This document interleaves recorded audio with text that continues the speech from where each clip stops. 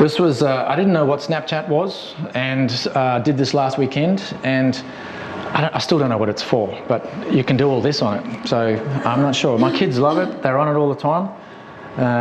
I'm still working on that. But that's 3 to 7 hours is what people are spending a day on their phones.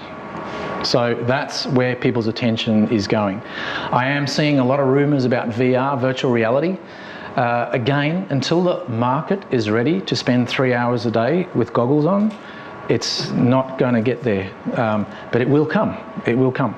So I just love looking at all that technology. But again, it's very early in the market. We want to make sure if you're going to put some time and energy into anything, let's put it where people's attention is heavily, and then let's see if we can capitalise on that.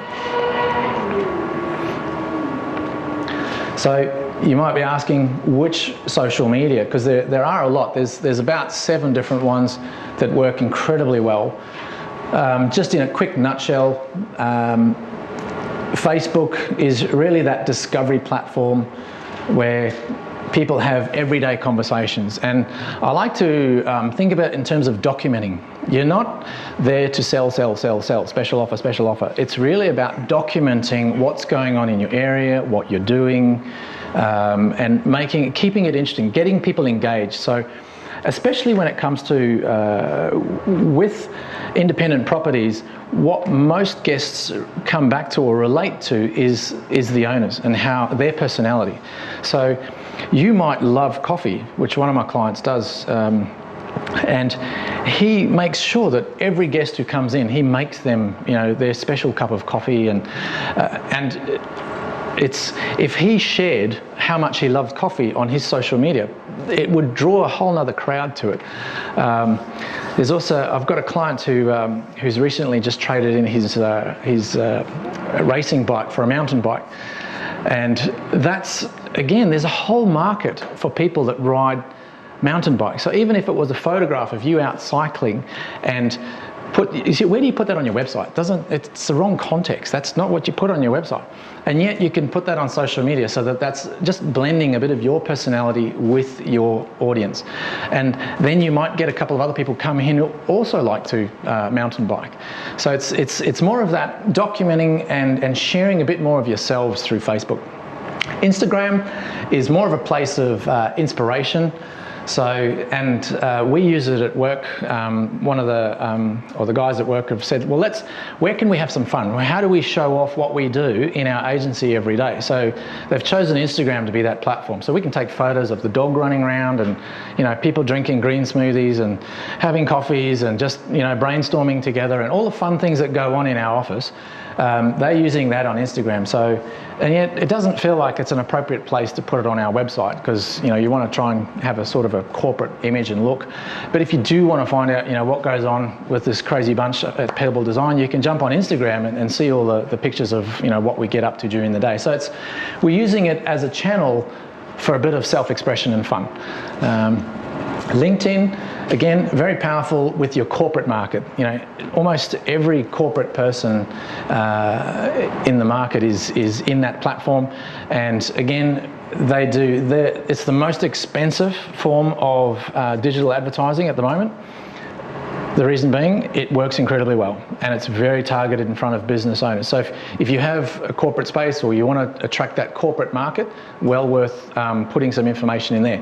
You certainly don't have to do paid ads. You can just get your own profile up there. You can start to appeal to corporate people with the facilities you've got, and start to share your corporate views on what's happening in the world, and start to connect with people in that nature.